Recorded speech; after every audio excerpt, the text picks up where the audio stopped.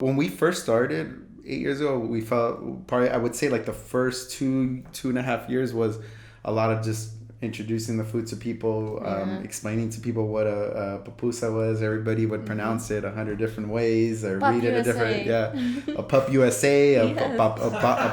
a papusa, yeah. Yeah. That's fun. They'd ask us if we invented it or we made this up, and then I wish we did, but no, we didn't. And so yeah, it was. But that was the thing, that niche where, why can't this be as popular as a taco? This is Startup to Storefront, the podcast where we talk to business owners and entrepreneurs about the untold challenges of scaling a business.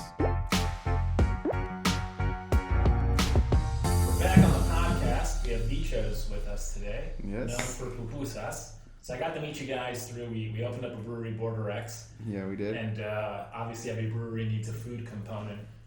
And the city staff actually was like, you need to talk to VCHOS. You got to, and I didn't know, I had never heard of you guys. Awesome. And so he's like, you gotta get them for the grand opening. And I'm like, okay, let me see what, so I hit you guys up on Instagram, and you guys have a tremendous following, like 50,000 followers or something. Cool. Close, yeah, not yet, but close, yeah. Right? Which is pretty cool. And I was like, all right, and then I hit you guys up, and then you responded like immediately, or someone on your team. And I was like, sweet. And then we got you guys at the grand opening for the brewery. And Yeah. so for people who don't know what you guys do, what do you guys make? What do you guys do? Yeah, well, I'm Donny, this is Wendy, and Wendy. Actually, what we do is we serve Salvadorian food off a food truck. Mostly our most popular item is pupusas, what we're known for. And the reason why we serve that food is because Wendy's from El Salvador, born and raised. It's all her food that she grew up making and what she knows. So It's all my recipes, family recipes, like from years, generations. Yeah. Pretty much I grew up making all this since I was little. Not pupusas, personally, but all the Salvadorian food. It was the little girl being metiche, how we call it. Yeah. Like Joe's in the kitchen all the time. My tia used to tell me, no, get away from here. Like, okay, but I guess I was learning for a reason, Yeah. And then we saw the necessity to put my culture through the food to the younger generations. Yeah. That's why we decided to open up VCHOS. So when you first started, I imagine you're making this at home, right? You're making pupusas, or maybe it wasn't pupusas, maybe it was something else at home. it was, it was pretty much when you would make soups, just all this different Salvadorian dishes. Yeah. The one thing we would go to her aunt's house to eat pupusas, and her aunt, she'd always make pupusas, and I had never tasted pupusas that way. I've only had gone to places or found people doing it in the streets, whatnot, restaurants, and I thought they were really good. But when I tried her aunt's, I was like, whoa, can you make? I asked her if she can make this, and she's like, yeah, I can learn. And eventually we started going to her aunt's to eat and watch her cook and whatnot. And we were originally just thinking of a way to Like start a little tent. yeah, to do a little pop-up, Yeah, like tent. a little 10 by 10 tent somewhere. Yeah. And then, did you do that? That was our idea. Well, we started looking into it, and it looked like for the most part we were thinking like, oh, we'll get into farmers markets and whatnot, and we started to realize that there was pupusas were already in farmers markets. There was ladies already making pupusas. Yeah, okay. A lot of ladies were already serving pupusas at farmers market. And then not only that, but we started to run into that you need all this equipment we needed. You need a sink, you need all this different equipment, and we didn't even have at the time. We didn't even have anywhere to store it. Just for a code. For code for Compartment regulation. You need a 3-compartment sink. You need obviously the grilled, the hand wash station. The tent has to be fire. It's fire rated. Yes. So Even all the that, yes, there has to be. Well, how many people actually? I mean, I've been to a lot of farmers markets. I've never seen anybody. For the farmers market that we wanted to go to is like the ones from the city, like the city is involved, and from that the city required for you to follow the step of the health department. And they probably check it Yes, too. and then they do. Got it. And we needed the K1 extinguisher, extinguisher, all that. Oh, so yeah. And at the end of the day, we saw the numbers. We're like, oh, whoa! Yeah, it's a big initial investment just for a pop-up. How much was that? Well, we were just a tent alone was the tent with the cover up was almost close to 10,000 now. Like comes out to with the whole thing. Yeah. The whole thing. Right?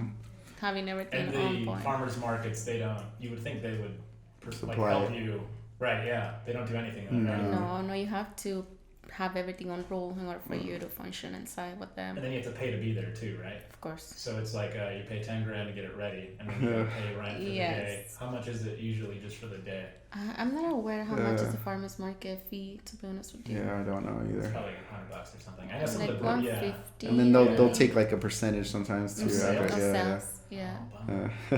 But I mean, what ended up happening is that we just we started to we were watching these food trucks also when it pop up in downtown, and we would always think like, wow, I don't see anybody representing like Salvadorian, like in because a lot of these gourmet food trucks were doing like a hipper version of like a new dish pretty much, or just getting it out there to mainstream and introducing different foods to other people. And we were looking at that, but we thought, well, no, that seems way too far. We'll start with the booths. But after looking at the booths, we started looking into the food trucks, and we kind of saw, well, you know what, maybe the food truck has everything inside already, and we don't have anywhere to store all this other stuff for a pop-up. Right. The food truck already, we can just hop in there, it's ready to go. And when we started, I kind of just mentioned it to Wendy one time, and I think like the next day she already had like 3 appointments set up for the week that so we can go look at different comments. Yeah, because this is the thing. He says something, and I'm the one that put everything together. Like, okay, let's do it. And then he mentioned, and I'm okay, let's go for it. So we had appointments that we three places that we went. To look at food trucks. Food trucks, yeah. So I was kind of. How much is a food truck? Well, we started initially just to look rent a food truck. We were looking to see who could rent us a food truck. We started actually asking around, and one of our friends told us that they knew somebody that had food trucks that might, and from there we went to talk to her, and she didn't have any food trucks at the moment, I think, to rent out. So she mentioned 3 other places we can go to, and we started going to those places. And it was just from one day to another, all of a sudden, okay, we're getting a food truck. So what we initially did was rent out a small taco truck. It was an old looking little taco truck. This was almost like 8 years ago. So $2,500. Yeah, it was $2,500 down payment to rent it. To rent it out, yeah, and then another $2,500 for your first month. So $5,000 initial for the rent. Can you finance any of it or no? No. I mean, but it's still cheaper than $10,000. Yeah, that's how we looked at it. We looked at it like, okay, we have $5,000. It's really interesting. I would have thought the food truck would be way more expensive, but I guess that makes sense. I think the food truck becomes expensive as you go. Once you have the tent, you own it. You can set up, and your overhead is done. But the thing about the food truck, you gotta. If you're renting a food truck, you're gonna continue to pay that monthly fee. At least you don't own it, or you're but not. At least it's on wheels. It's on wheels. The and tent setup is not. I don't even know. Like, how would you just put it in a big van, like the same? Yeah, well, we eventually started doing tents. Probably like 2 years ago. We tried to do the tents, and it's tough. It's rough. It's a lot of breaking down and setting up and breaking down. It's really tough. I give my respects to all the people that do tents, even every single day. Just to set up, it takes you about. It took us about 2 hours all the time to set up. Imagine just to clean everything, oils and everything. Oh my God. So for people who don't know, what are pupusas? Pupusa is a Salvadorian food staple. Like every country has a staple. We can find this in El Salvador, like for breakfast, lunch, dinner. Like it's like all day thing on El Salvador. Yes. Wow. Is pretty much corn masa. In El Salvador we find it with corn, and we find it with arroz, which is rice flour. Yeah. And they're both super good. So it's a flattened corn dough. Like I said, you put the filling. You kind of wrap around the filling that you want to put. Some people put just veggies for vegan, just beans only for vegan. You can do vegetarian cheese and whatever you want, like put inside. Yeah. And then you flat it out like a tortilla again, put it in the grill. It's grilled, it's not fried. And then like a tortilla, when you see the color, it's a little like brownish on top. All is cooked, then it takes about like 4 or 5 minutes to cook a pupusa. Okay. And then you eat it with the pico cabbage that we call it curtido. It has oregano, coleslaw, oregano, chiles, salt, like different spices that we use for it. And you also eat it with the tomato sauce. Like a salsa. It's a tomato salsa. Yeah. Mm-hmm. So to me, a pupusa is like a taco met a calzone. Oh yeah. Pretty much like a stuffed Stuffed tortilla tortilla. with cheese and your meats. Which every now that we sell pupusas and we've been in the food industry, I've noticed that almost every culture has their carb and cheese. You know, there's the grilled cheese, there's the quesadilla, there's everybody has their carb and cheese. And like this is like the Salvadorian grilled cheese is what I tell people that don't know sometimes. Yeah, in Peru it's like the tamale. It's like the tamales are basically just cornmeal. And this whole story goes, the Incas used to make these because they would go on these expeditions and they wouldn't be able to cook necessarily, and so to protect the meat or the cheese or whatever they put inside of it, they just wrapped it in corn, and they use the corn husks to keep it, kind of like to preserve it, and then they would eat it whenever they were basically doing their thing. In El Salvador, corn is they say it was like the gold from before, so it's been like for hundreds of years in our country, and then like the tortilla and then the pupusa came. First, it wasn't like the round shape. It was kind of like the moon, like little. Oh, really? Yeah, it wasn't like this. And then, like by generation, it just kept changing until it was mostly vegetarian. And it's like mostly veggie, vegan. Vegan because there was no cheese, obviously, there was before. No meat. It was just vegetables, black beans, like calabaza, anything that I couldn't find to put inside before. But yeah, it's like being like a food forever for us. Like if you say pupusas, Salvadorians, like that's our staple. Yeah. And then thank God that we get to introduce it more and more and more, like in different places that I would never thought I grew up in El Salvador. I was born and raised over there until 10 years ago. I moved to this country, and then to see my food, like the food I grew up eating and maybe making in places that I would never thought that I was going to be able to put ourselves, like VCHOS, pupusas, my culture. And I'm like that. I'm so glad. I feel like people don't really know it's a Salvadorian either. Well, to this day, I mean, when we first started 8 years ago, we felt probably, I would say like the first 2.5 years was a lot of just introducing the food to people, explaining to people what a pupusa was. Everybody would pronounce it 100 different ways or read it a different, a pup USA, a papusa. Yeah. That's fun. They'd ask us if we invented it or we made this up, and I wish we did, but no, we didn't. And so it was, but that was the thing that we saw that niche where why can't this be as popular as a taco or as any other food, that culture that has their food that becomes really popular? Why can't this be as popular and be in the mainstream as well?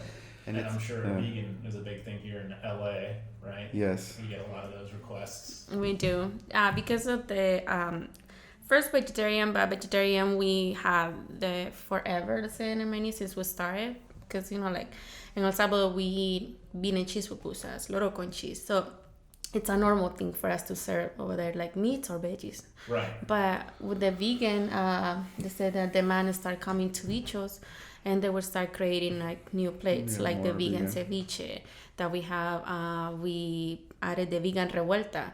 If you eat a vegan revuelta and a traditional revuelta, which is chicharrón, bean and cheese, pork, bean and cheese, pupusa, it will taste kind of like the same. You won't find that much different.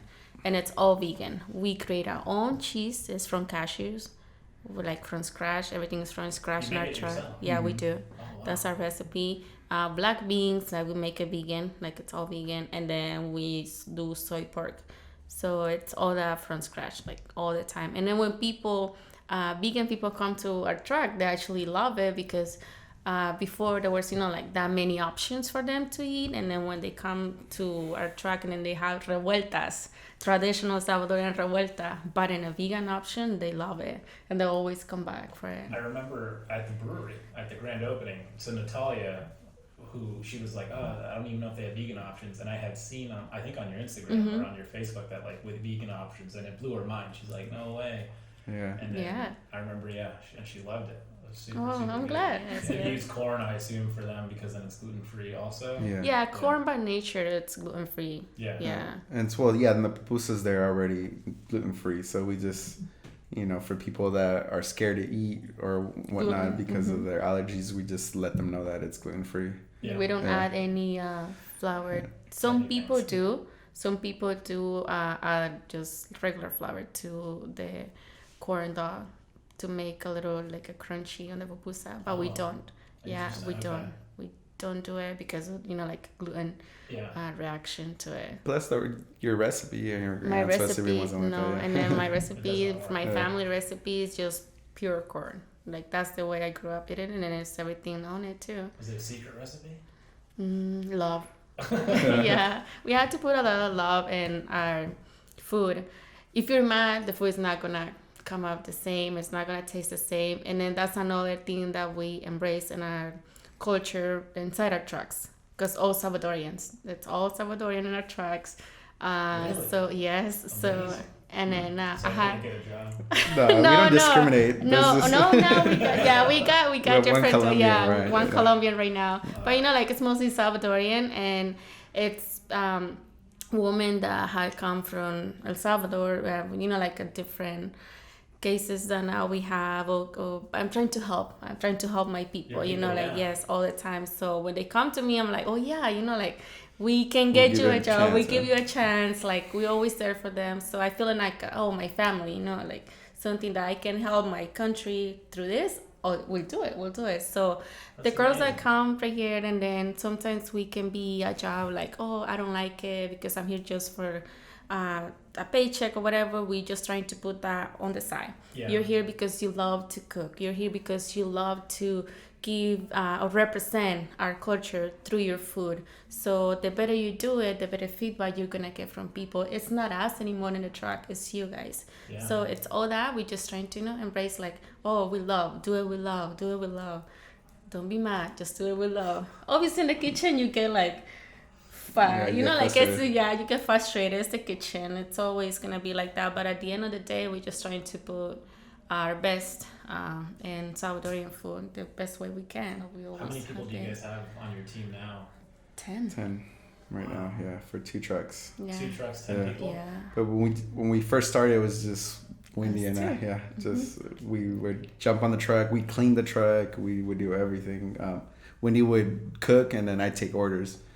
And I it's amazing even to hear Wendy speaking now on a podcast, and because before when we started, I would ask her even just to give out an order because I had people. I was taking orders, and you can give out that order to that. Like she's waiting right. She would. No, I'm not. I don't talk to nobody. I'm just here to cook. And she didn't want to talk to anybody because she was afraid that they were gonna discover her accent. She's like, she had an accent. Not understand me at all. And now, like everybody has an accent. We live in LA. Everybody has some type of accent.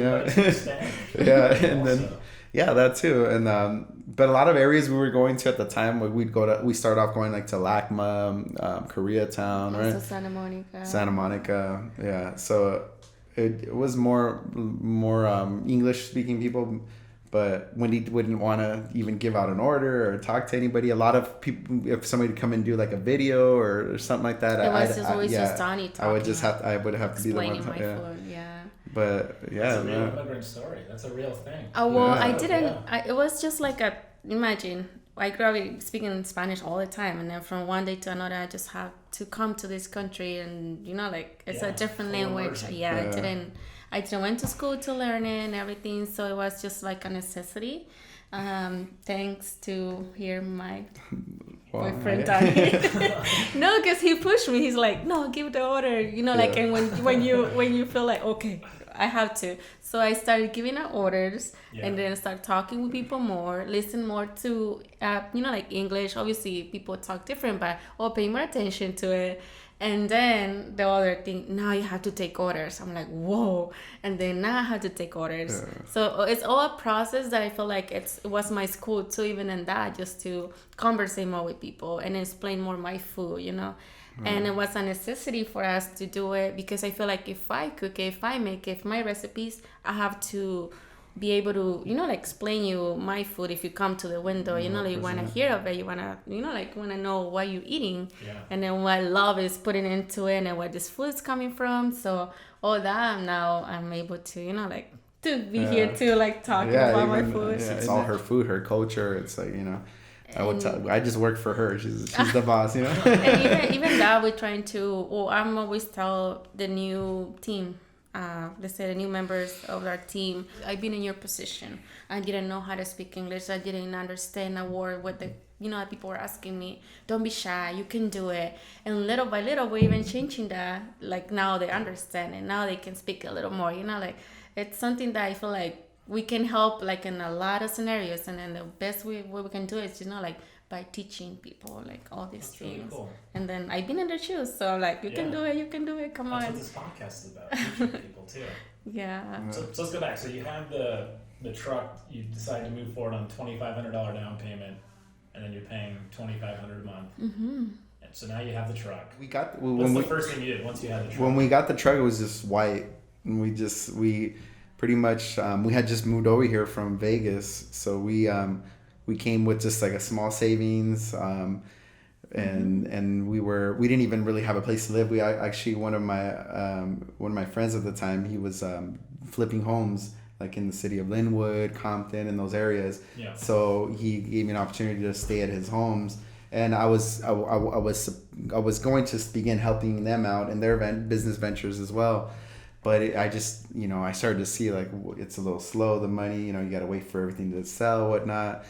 And that's what made us kind of like have our backs to the wall and say, okay, we need to figure out another way of income, at least while we're trying to figure this business out. So we would stay like at these houses in Compton, Linwood, in those areas. And they were just empty homes. And in the morning, we'd have to pick everything up, throw it in the closet because, they got to go fix. Yeah, they got to show it or fix things or whatnot. We were like that for 7 months. So that was like the beginning of our venture. And so when we went out to get the truck, we pretty much gave everything, like not everything, but a big chunk of what we came with. Savings. Yeah, and then we even just to buy food and all that stuff like that was like, if we don't sell this food by next week, I don't know what like where we're gonna get money to buy more food to go the next day. It was enough.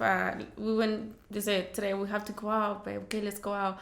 We used to sell enough just to purchase, like a little vegetables and everything. To next day. It was just like that. Where did you start going though? How did you decide on like the first location or area? We saw trucks would hang out like in different areas or whatnot, but we didn't know how it worked or how to get in, or we didn't want to just intrude or start parking next to these other trucks. So we actually started going to like a small it was like a wholesale carpet place where somebody that we knew owned the business there, and we started going there for breakfast, and we're like, all right, well, feed the workers. The people coming in to get the carpets and stuff like that. Yeah. And we'd be there super early, like at 4 a.m, ready to cook and stuff like that. And I think we'd stay there till about like 11 o'clock, and it was just like we'd have like $60 in our pocket at the end of those hours, and we did that for like 3 days, and we were like, no way, like there's got to be, we can't be doing like there's no way we can just do this much and like put all this work into this, and it's not we're not even making enough for the day. Yeah. And so then from there, we even tried we started going to downtown, started giving out, like we would just try to give away free samples and stuff like that. And even that, people would just run away from us. Yeah, I'm like chasing people, come on, just try it. And I felt like, and that was like I think that was like the first week. Yeah. That was our first week. And after actually one of my brother, he told me, hey, why don't you come out here where I work at Koreatown? There's you can just park right here, and I'll tell everybody to come down, and then there's a lot of business around. So we're like, yeah, let's try it. So it was on Wilshire Boulevard in Koreatown, and that's when we experienced like, okay, like with this we did about like we served about 30 people, I think it was, and I was like, wow, like we had like, wow, we were we were super sweaty already. We were like, man, full day's work, and this is amazing. Like if we can do this and can continue to do this, at least we got something like to stay afloat. And we started doing that, but then we stayed there for like a good 2 months, and then after that we started looking into LACMA, and then we started going to LACMA, and then LACMA started too, and then but do you need permits or anything, or when we rented the truck, they gave us the LA permits. They gave us because you're renting the truck is already permitted. It's got its health department. They gave it to us all white, so at that time we didn't even have money to wrap it up or anything like that. So what we did is we just put a big sticker on it that said got PUPUSAS, kind of like the got milk. Yeah. It's just black, white, and it said got PUPUSAS with a question mark. and it was big on the on a big white truck. We kind of just try to keep it as clean as possible and like make it look nice. But we look back on it now, I was like, wow, it was rough, you know. Our pictures too for the food, it was with our phones, like a little copy pictures laminated on the truck. On the truck. But people would like the food, and that's what just make people would come back from those buildings. They brought friends. They would bring friends, and we saw that we started to grow a little bit. And what we did was just save our money to wrap our truck. To eventually wrap our truck, and then. So this was 8 years ago, right? 8 years ago, yeah. But we wrap it ourselves. Ourselves, we put the thing over the truck. Yeah. That's not easy to do. No, exactly. It's one of the hardest things I've ever done. I still Nick and I did that one time, and it was like, why are we doing this? Oh, that's what I said when we said it. And then if you're both doing it at the same time, which I'm sure you did because it's huge, then you got to go like millimeter by millimeter at the same time. Mm-hmm. But we did the whole food truck. What we did, we found this lady that did wholesale printing. We just happened to walk in there, and we told her like we wanted to wrap our truck. She didn't really want to deal with us, but we just said we can't afford anything. Like if you can sell it to us wholesale, we'll do everything. We'll put, you know. She's like, okay, so she gave us a great deal on the whole. Like, perfect. Yeah, she was like, she gave us a great deal on just printing out the stuff. We'd go pick it up, and then. How much is something like that? It's like $800. Is it it would cost us like $1,000. Like $1,000 back then. And even then, I remember like. I was at the last of my credit cards, and I was like, all right, like here's one credit card. I try that. Here's another credit card for $1,000, you know, and then just all right, and here's this amount of money, like, you know, is it enough? And we just we would take the truck out, and then we come back, and when we're done for the service, and then start with the wrap, putting on the wrap. And that was like you said, it was one of the hardest things. I would not recommend my respects to people that wrap whatever. It took us a week, so we used to go out and say one piece. Okay, let's go out, and then come back the next day, finish the other one until like 1, 2 in the morning the next day. So we eventually wrapped up our whole truck. We gave it a little look. One of our friends also at the time, she was studying to go to school for graphic design, and she did the design and she designed the truck. So she did it for free, I believe, at the time, and she gave us made our little logo for us.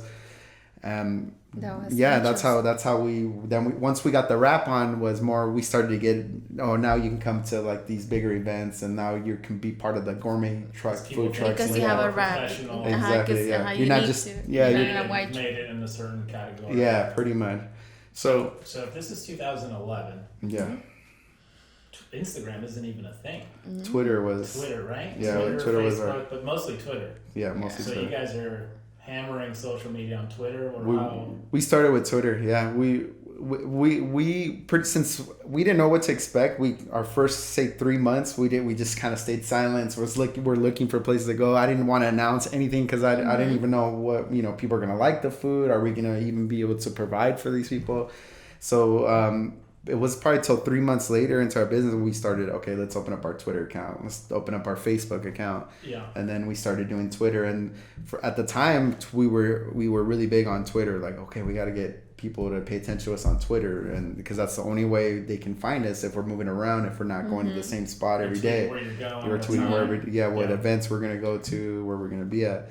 And that's what most of the trucks were doing. Kogi was the start of all that. So we were just like, well, Kogi's on Twitter, so let's follow that route. Let's get on Twitter. Let's try to get And then we just started meeting other trucks in the scene, which a lot of them are not even around anymore. But we just started meeting a lot of these gourmet food trucks, and we just get together and then like, oh, let's go to a lot of these places where now they're big city events, like let's say for one, Abercrombie First Friday. Yep. That was just a bunch of trucks getting together on a Friday night, and then just like let's park 10 trucks and we'll all stay. Let's see if with more trucks we'll get more attention and people want to show up because it's more like an event.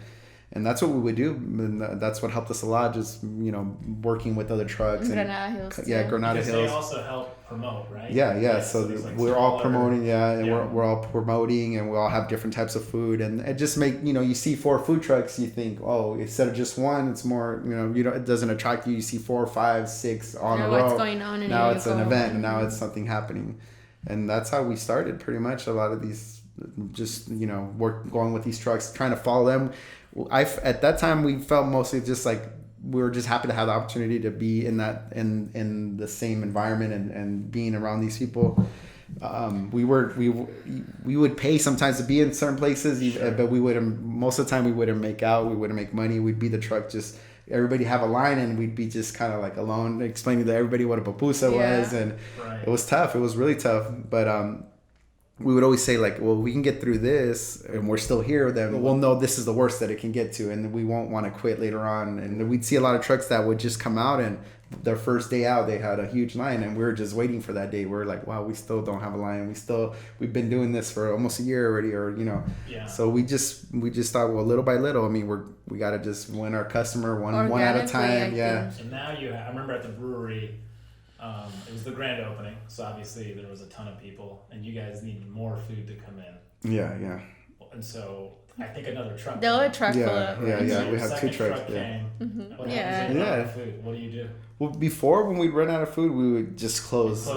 But Have a good day. But now since we're not, our job is to keep going. Like our job is to make sure the trucks are busy, and then to make sure the people keep coming, and then if we need to restock or whatnot, then we're available too. It's not like, oh well, we're all in here, we're all stuck in here, we got to just close. Listen, I'm the one that operational, like from everything. So if I see, okay, by this time, like the first couple hours, I see the numbers and I see, okay, so I know how much food I have.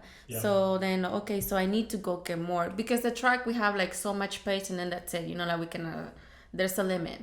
Unfortunately, but then they say, oh yeah, the first couple hours that we know, like, okay, let's go, we need more food, and then I'll go to get more food so we can start re-prepping inside. Why the other food is going now? So everything literally happens in the truck. Right now, everything happens inside the truck still to this moment. Well, okay. The whole prep, from scratch since the morning, every day. Wow. Yeah. Have you guys ever thought about getting like a kitchen or something where you could do the prep? I don't even know if that'll help you really. No, Yes. Well, that's. I mean, it will help us in quality control, and then just not having to, where let's say if we did have to re-up, you just go to the kitchen and everything is prepped already where it needs to be, and they just got to send it to the trucks, not where we're just giving them meat. Now you got to cut it inside the truck, and at the same time you have a line of 30 people, and then you got 10 people waiting, and then they got to cut from scratch right now while while all this other things. In a food truck, how many people can you fit? We've been 1, 2, 6, 7.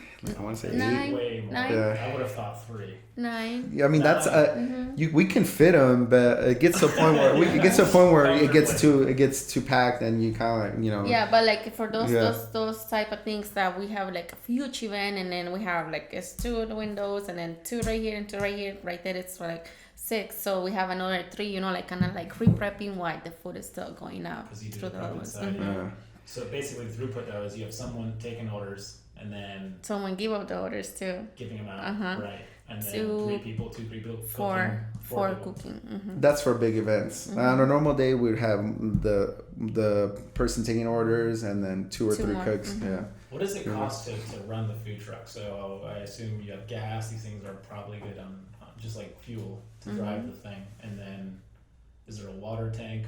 What kind of costs are there just to keep it up and running? To keep it up and running, like every day you have to put propane.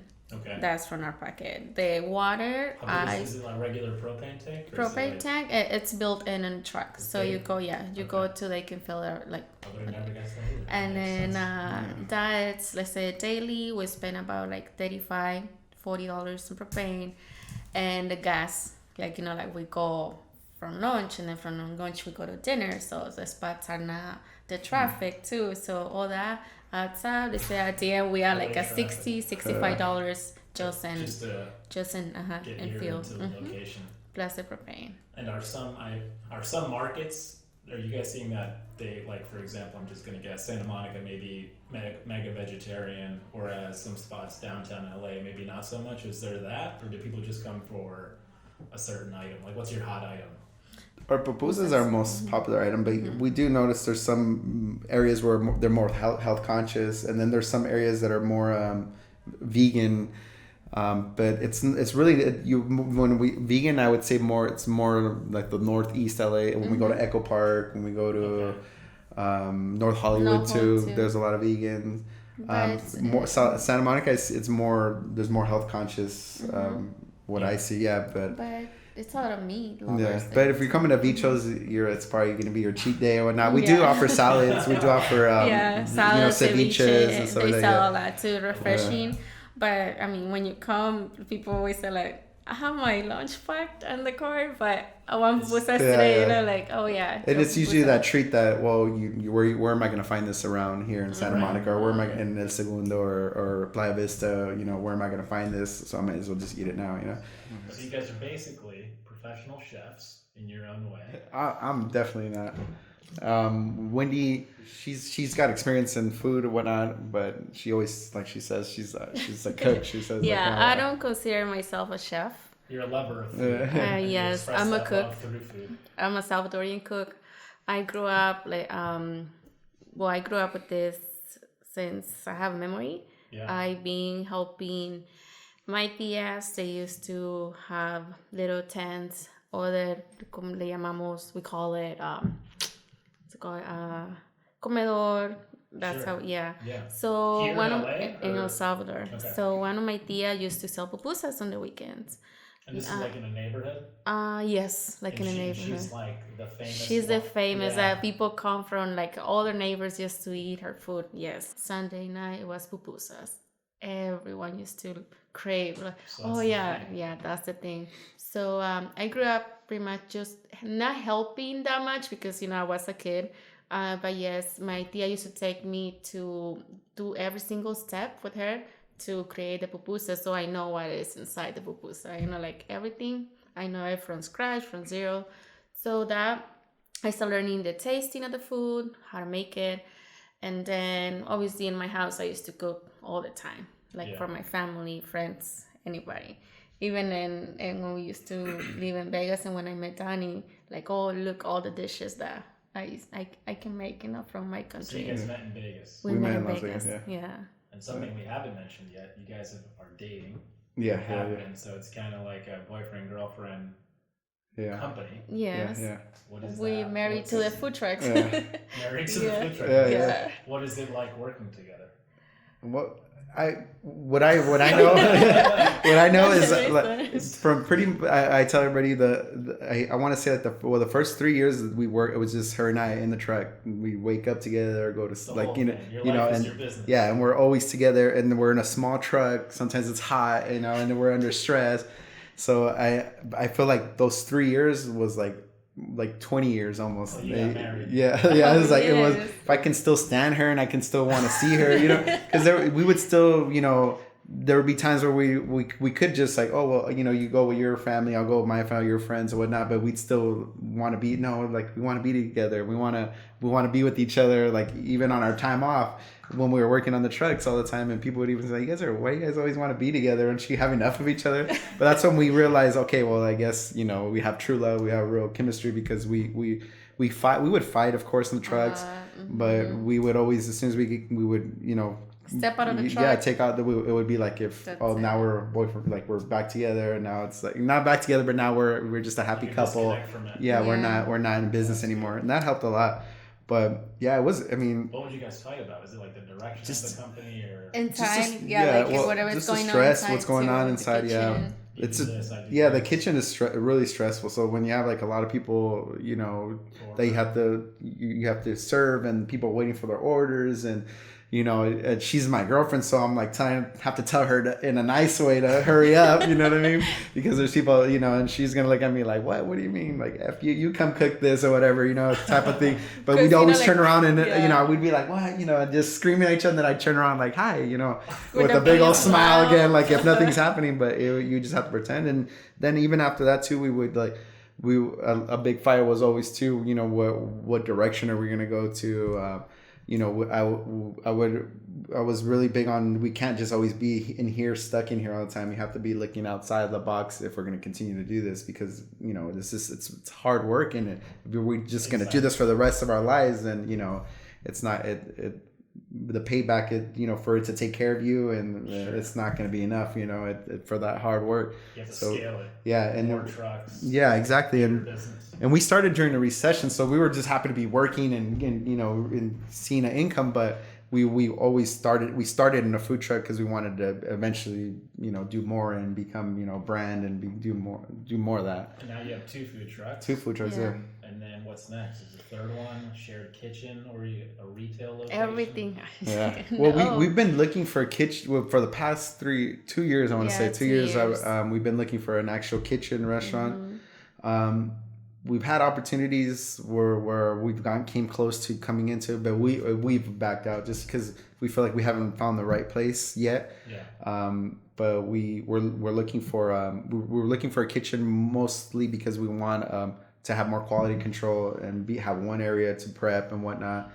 And then we also want to just be an establishment as well too, and be able to say like, oh, this is our spot. A lot of people always ask us, where can we find you permanently? And that's a request that we get all the time, and we don't have anywhere. Yeah. So now we did get approached by a food hall that's happening in Montebello. That we love the idea, and just the setup. It kind of just a continuation of what we're doing, and we feel like it's an easy way to step into, and it's not easy, but it's just like a just continuation of what we're doing. It's not like we're starting over. A little space. Exactly. Yeah. Kind of like the truck. Shared seating.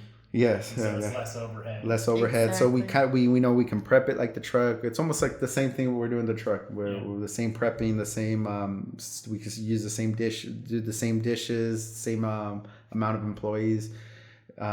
And at the same time that we're working on that, that's in talks, but we still want to have a kitchen so that we can prep for that for our food trucks, and we want to get into the Uber Eats, into a lot of the online stuff, and eventually another truck too. A truck, Get their truck. I know right now there's a company called Cloud Kitchens. I don't know if you heard of them, but basically it's space where it's all delivery, and so you guys make the food there, or your team, and then it's just Postmates, it's just Uber Eats, it's companies like that, Grubhub. Right, like share space kitchens. It's a shared kitchen, yeah. but it's just for takeout, just for delivery. Yeah. We've looked at a lot of shared kitchens as well.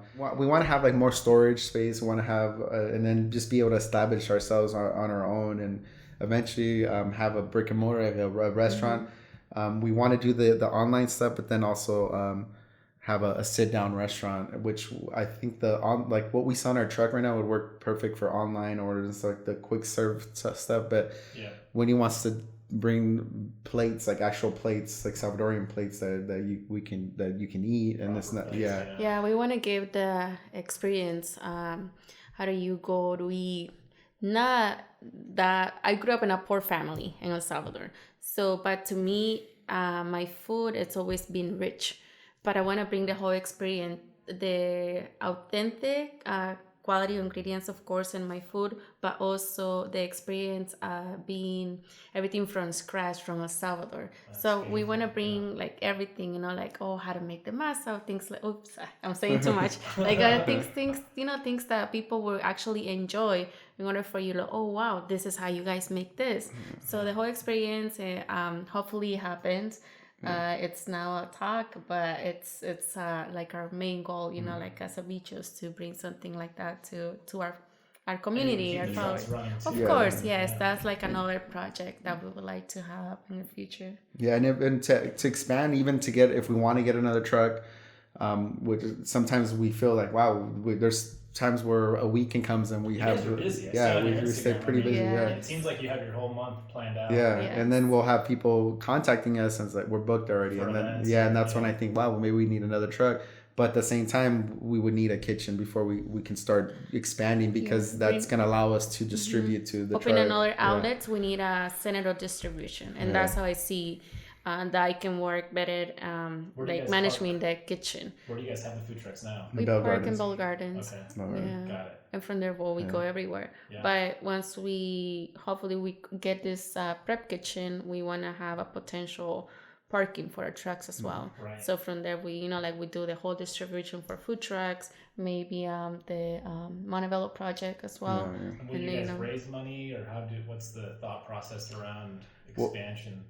The only thing that we know pretty much and what we've done is like the story of our wrap, or we just save money and then now we have the money to do this. That's all we've been doing. we don't know anything about money. like raising money, which I know that's the next step. We want to even expand more of, raising money, stuff like that. Yeah. The more people that we talk in business, the more we realize it's something that you need to know. But yeah, we haven't done anything with credit, with raising money. Everything has just been working and saving, and then putting our money back having to the business, goals, back to so that we have this goal. We know we need a kitchen, and we've been able to do it for the past few years. We want to find the right place, and we also want to be like in a community where people, it's not, might be overlooked or whatnot, but we know that because of, social media, whatnot, we can get people to come. Right. If that makes sense. Yeah. And just like what you guys did at Border, I thought was amazing in Bell, which is a city that might be overlooked, but now you every time I go by there and I see that place open, it's popping and there's people there. And it's amazing to see that. These communities are often overlooked, but for all the wrong reasons, because at the end of the day, I remember when we started the brewery, I was getting all these Instagram DMs and people were just explaining to me what they do. And so if they wanted a date night, but they live in Bell, they're Ubering, they're getting a babysitter or a tia or some relative. Mm-hmm. Then they're Ubering to downtown, to like the arts district. Oh, yeah. And then back, and that's like $60, they would say, sometimes $70, and then beers while they're out, and then paying the babysitter. And so they were saying it's like $200. And so these communities are clearly full of people that like want to have a good time, just like any place in the world, right? Yeah. And all you have to do is bring something to them, and now they can walk to the brewery, or they can take a $2 Uber or $5 Uber ride or Lyft, and so it's just bringing it to them. Right. But for some reason, no, because everybody wants to be in Beverly Hills, and I get that. I get the whole draw of like, oh, let's be where everyone is. Yeah, downtown, West LA, and whatnot. If you create it, I mean, there's still people there, and there's a pretty good amount of people. I mean, even in Bell, I think within 5 miles, there's 1 million people. Yeah. And if you're a restaurant, you only need 50 of those to come into you, right? Right. Or a brewery, 100 people of 1 million. So your odds are pretty high. Tell everyone where they can find you guys. We're big on social media. As far as big, it's not meaning like we're big, but like we're big on trying to be. You're pretty close, 50,000 followers. So we're big on just staying on top of the social media. We post every day where we're at. We post on our Instagram highlights. You can see our weekly schedule. You can see our weekly schedule on our website. But if you really want to find out what we're doing or where we're at, I would say just Instagram is the best place to find us. Which is it's at VCHOS truck. Yeah, so VCHOS truck, at VCHOS truck. Or you could even put PUPUSA truck, #PUPUSA truck, and we'll pop up. Yeah. Awesome. Wendy, Donny, loved hearing your story. I love your culture. Thanks for having us. It sounds like from your perspective, the food is really an avenue for people to just experience your culture. Yeah, definitely. And what you're about, and I think having that intrinsic value is amazing. The food's great. We tried it. We love it. There's not much. I mean, if you guys are at all interested in helping them out in any way, whether you want to give these guys a free food truck or help them raise some money or help them understand that, feel free to reach out to them, and we'll post all of their information in the show notes of the podcast. So thank you guys. Thank you for having us. Thank you. We here at Startup to Storefront would love to hear feedback from you. Let us know what you think about the show. Make sure to give us a rating on iTunes. Anything over 5 stars is the only way to go. Make sure to check us out on Instagram at Startup to Storefront. Make sure to subscribe so you don't miss a single episode. For more information on the products and businesses featured on the show, check out the links in the show notes. Thanks for listening, and we'll see you next time.